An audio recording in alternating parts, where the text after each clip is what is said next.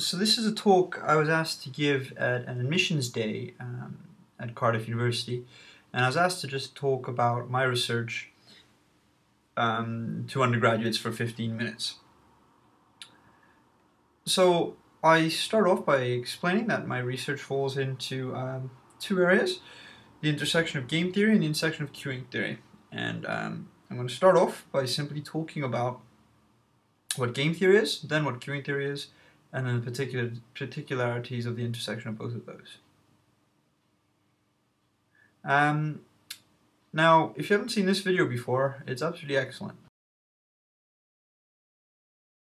So I show that video to explain game theory, because obviously there's a lot of game theory going on there, and it's in fact a very simple prisoner's dilemma.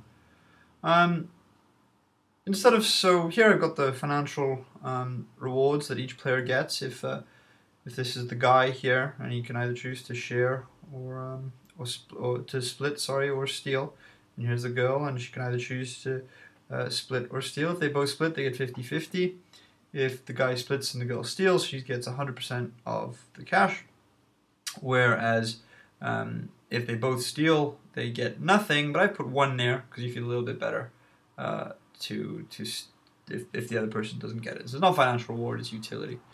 And if you know that I'm gonna split, then 100 is bigger than 50. It's in your interest to steal. And similarly, if you know that I'm going to steal, it's in your interest to steal. And similarly, if I know you're going to steal, it's in my interest to steal. And that's the Nash equilibria just there.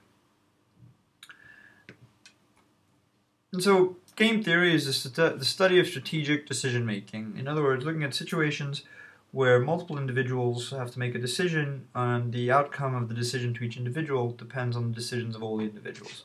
So that's game theory. And now to move on to queuing theory. A nice way of seeing why one needs to study queuing theory is with this little bit of simulation. It's a simulate model hosted on uSimulate. And what I've got here is people arriving every 2 minutes, and here it takes 2 minutes to serve people, so 2 minutes to get someone an ice cream.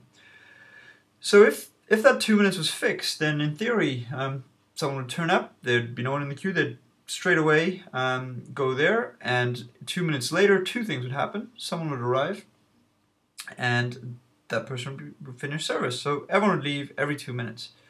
But of course in the real world it's not like that. There's a lot of variability around this. I'll put a link to a video that explains this a lot better. And if I run that simulation, which has some variability, we see that the queues are actually appearing, which if it was fixed at 2 minutes wouldn't happen. So there are queues there. If I just accelerate that over to the end, what do you think the average time to go through the system would be? And I asked that today, and someone said 10 minutes. Remember, it should take just 2 minutes to go through.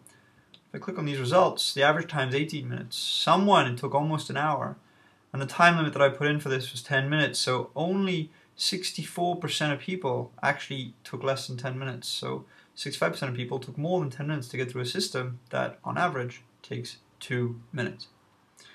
And that's queuing theory, and you can represent these queues using Markov chains and get these equations that tell you the state of a system.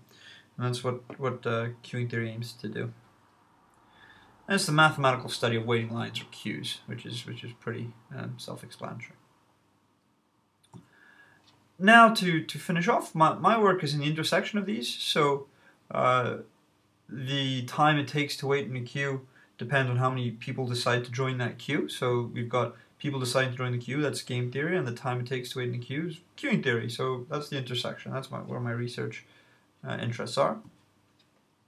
And a good example is Pigu's example. I'll put a link below to a video that explains that a bit better. But it's a famous example, and there are 2 ways of getting from A to B, so your morning commute, say. The first way is a highway that takes 1 hour. No matter how many people choose to use the highway, it takes an hour. The second way is a little village road. It's a shortcut, and the more people that use the shortcut, the longer it takes. total amount of people that have to go from A to B, that have to make this morning commute, is 1, representing an entire population. So if 75% of the people took the second road, they would experience 75% of an hour, a 45-minute commute, and everyone else would have an hour. So you can show mathematically that the optimal way of getting around, so that the average commute is the lowest, is for half the people to have an hour and half the people to have half an hour. But of course, as soon as you do that, the people that are experiencing an hour's commute, they look over and see that along this little road there's a half-hour commute, and they'll slowly deviate. They'll change their strategy, they'll change their mind, and they will go along this small village road. And in fact, up to the point where there's no one taking the highway and everyone taking the shortcut. And thus, since everyone's taking the shortcut, that means that you're getting 100% an hour, so 1 hour. So you're getting a 1-hour commute despite the fact that the shortcuts exist.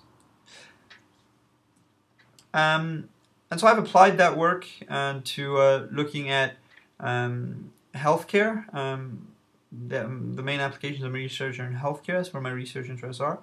And so looking at how patients choose, what is the effect of patients choosing their provider when they, as far as waiting time is concerned.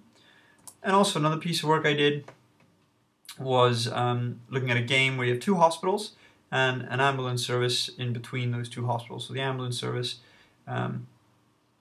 has to choose which hospital to take its patients to, and at the same time the hospital is reacting to that by deciding where to put resources. So do I put more beds in my emergency unit or more beds in my ward? And in fact, basically the 2 hospitals are playing with each other, playing a game with each other, with the EMS in the middle of it. And I then invited the audience for any questions, and I put this PhD comic up to kind of point out that I don't really know anything that goes outside of my office.